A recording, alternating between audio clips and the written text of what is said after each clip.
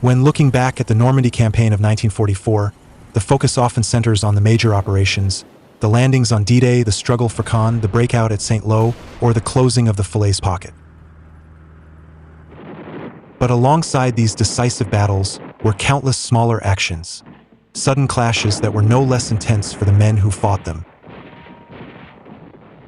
Though often overlooked today, these engagements formed the foundation upon which the larger operations succeeded. One such clash unfolded on August 4, 1944, just southeast of the town of Saint Sever-Calvados, where two German Panthers squared off against a pack of American Shermans in an iconic duel that has since slipped into obscurity. By late July 1944, Operation Cobra was in full swing. The breakout had finally ripped open German lines, and armored columns of the U.S. First Army surged across the base of the Cotentin Peninsula. On August 3rd, Combat Command B of the 2nd Armored Division pushed forward in two columns, advancing towards Saint-Frère and the village of Caen further west. The division had split into two spearheads for better control. One was led by Brigadier General Isaac D. White, who commanded CCB, and the other by Colonel Paul A. Disney. Both men were experienced leaders, seasoned by the campaign's earlier fighting.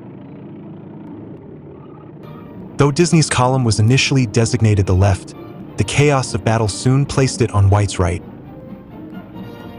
Disney's Caen column was a formidable combined arms force, the 2nd Battalion of the 67th Armored Regiment with its M4 Sherman companies, the 3rd Battalion of the 41st Armored Infantry supported by artillery, engineers, a platoon from the 702nd Tank Destroyer Battalion, and even a medical detachment. On Friday, August 4, 1944, Colonel Disney's orders were clear: seize Caen, push southeast through Saint Sever, and secure the main road toward Vire, with the final objective set at Champ du Bolt. The advance would begin at 5 a.m., spearheaded by Company F of the 67th Armored Regiment and the 3rd Battalion of the 41st Armored Infantry. The rest of Disney's column followed close behind, while the 110th Infantry Regiment of the 28th Infantry Division advanced on the right flank. The column pressed through Caen without delay, and by 9:30 a.m. reached the town of Saint Sever itself. German artillery harassed the advance, but the Shermans and armored infantry pushed forward, clearing the town and continuing southeast. They soon reached the thick woods on the edge of the Saint Sever forest, terrain that concealed both danger and uncertainty. Barely a mile southeast of Saint Sever-Calvados, two Panthers of the German armored force lay in wait across the American line of advance. Concealed in a fruit orchard just off the Vire Road, the pair of Panthers had commanding visibility over 200 to 300 yards of open ground to their front. At more than 44 tons each, with 80 millimeters of sloped frontal armor and a deadly 75 millimeter high-velocity gun, the Panther was among the most formidable tanks of the war, a predator built for destruction. From their orchard position, carefully chosen, the Panthers could cover not only the Vire Road, but also the Les Carreaux Road which crossed it from the north. To their immediate front, a narrow farm track branched sharply from the highway and skirted the orchard's edge, channeling any advancing force into their fields of fire. One Panther had pulled up beside a farm building along the Vire Road using the structure as partial cover, while the second sat 50 yards to its left among the trees. Together, they formed a deadly crossfire, set to catch the first enemy force that advanced. In front of the Panthers, a battered Viennese infantry battalion was dug in as a forward screen, covering the crossroads where the Vire Road met a farm track. Watching the fog-shrouded approach from his turret was SS Oberjunker Fritz Longanke, commander of Panther No. 211. Early that morning, he had been ordered by Major Rudolf Ensling, commander of the 2nd SS Panzer Regiment, to establish a roadblock. After positioning his tank on the roadside under cover, Longanka coordinated with the infantry until his company commander, Obersturmführer Joachim Schlamke, arrived with Panther No. 201. Together, they moved into the orchard, Longanka on the right near the road, Schlamke to the left by the farm lane. By mid-morning, Disney's column pushed steadily forward through the lingering fog. At the crossroads, Fritz Longanka watched as the first American Sherman appeared, its commander exposed in the turret. The crew had to hand-crank the turret into position. Their first shot missed, and the Sherman slipped behind a nearby farm building. Longanka quickly restarted his engine, backed into the Vire Road, and swung the turret to track the retreating Sherman. At just 50 yards, his gunner fired. The round slammed into the Sherman's engine, forcing its commander to leap clear. Seconds later, 2 more Shermans appeared, advancing along the road at about 150 yards. Longanka's Panther cut both down with single precise shots. But as he looked left, Longanka spotted infantry running with their hands raised. Thinking they were surrendering Americans, he quickly discovered the truth. They were Germans who had already capitulated. Unwittingly, the Panthers had lost their vital infantry support, leaving them dangerously exposed in the coming close-quarter fight. Around midday, Regimental Commander Rudolf Ensling arrived to inspect the position, praising Longanka's crew before moving on. Both Panthers settled back into the orchard, but Schlamke grew uneasy. To their front loomed a hill nearly 1,000 yards away, the perfect perch for American artillery observers. His fears would soon prove well-founded. For Fritz Longanka, the retreat from Normandy had become a desperate fight for survival. Later, he summed it up bluntly. There were only 2 possibilities: to stop the enemy or to die. From their orchard positions, the Panthers waited as the Americans stalled on the road. The 41st Armored Infantry Regiment prepared to flank the ambush, while artillery observers took to the high ground to direct fire on the German strongpoint. Among them was Captain James McCartney, commander of E Company, who remembered years later. Nothing got our attention like an 88 or a Panther. I could not see the enemy, but it wasn't a great spot for the Germans. The stage was set for a violent clash, one that would soon pit the Shermans against the Panthers in a fight neither side could avoid. Captain Louis Tankin of the 2nd Armored Division's Medical Detachment was thrust into one of the battle's most unusual episodes.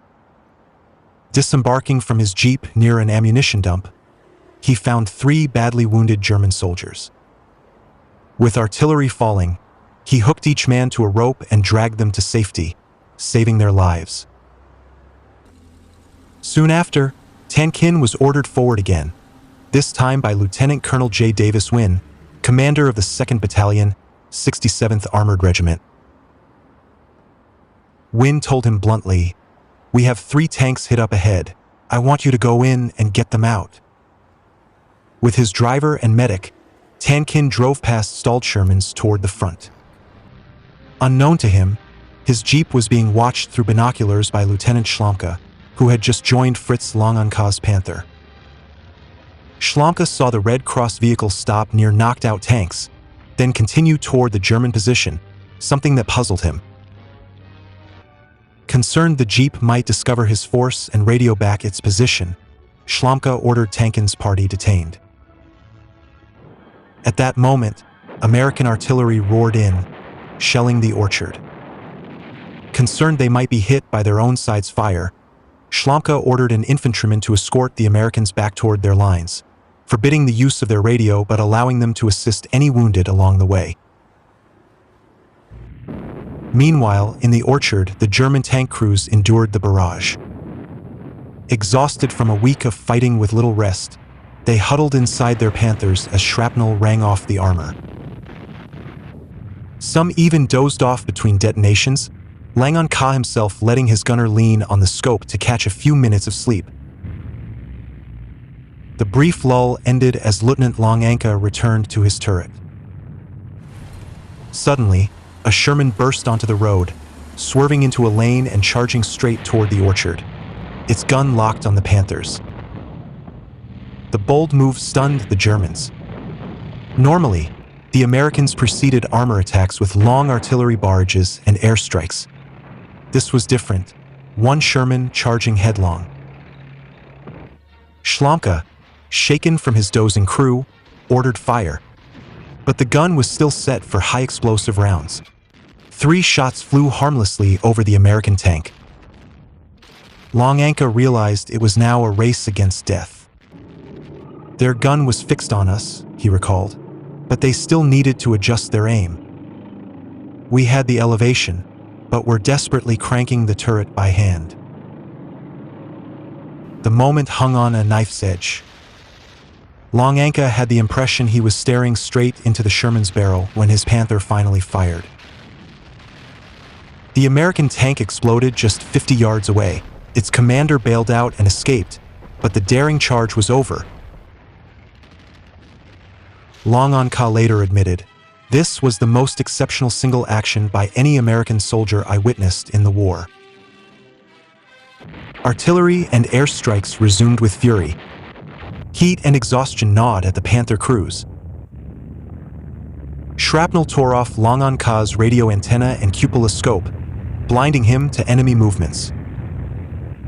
Even as shells rained down, he found himself nodding off from sheer fatigue. Machine gun fire soon rattled off the Panther's armor. American infantry were closing in.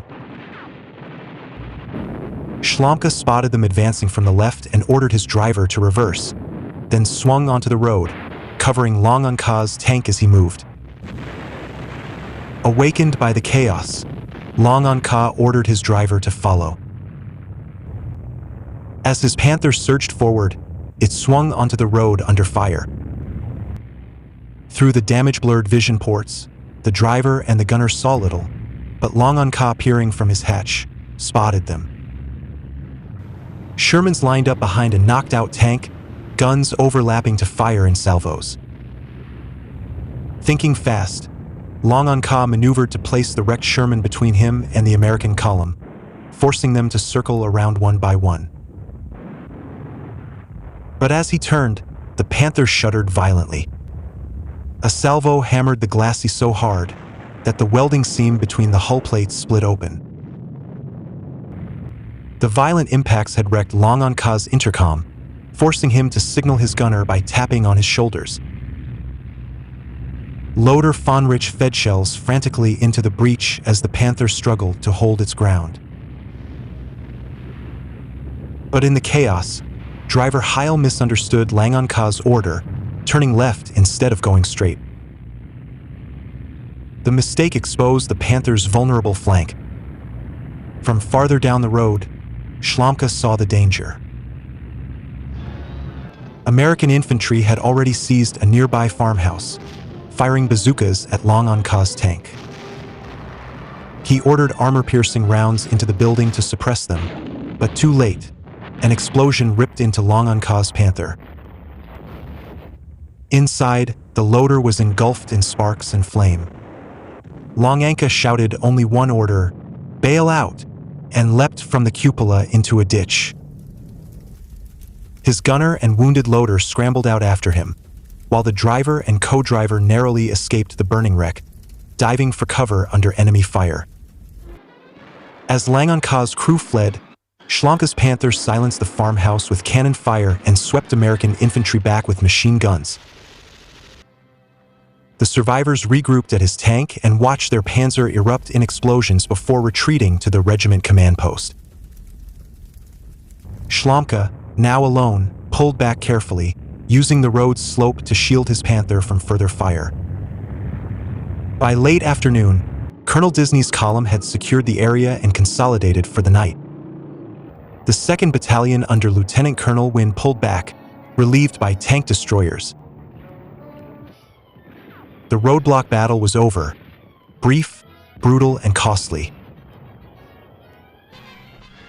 The Germans lost over 100 infantry, most captured, along with one Panther destroyed and another crewman wounded. Yet, they had delayed the Americans for an entire day. The U.S. losses were heavier: 5 Shermans knocked out, 15 men killed or wounded, and 3 medical staff captured. The armored infantry supporting the tanks suffered another 30 casualties in the orchard fighting. Even so, the column pressed forward, driving deeper into the heart of France. The battle at Saint Sever was just one small clash in the chaos of Normandy. A single Panther destroyed, 5 Shermans left smoldering, and dozens of men killed, wounded or captured. For the Germans, it was a desperate attempt to hold the line a little longer. For the Americans, it was another hard-earned step forward on the road to victory. These fleeting encounters rarely make the headlines of history, yet they shaped the rhythm of the campaign. Each skirmish, each burned-out tank, each farmstead turned battlefield, added to the relentless grind that wore down one side and propelled the other deeper into France.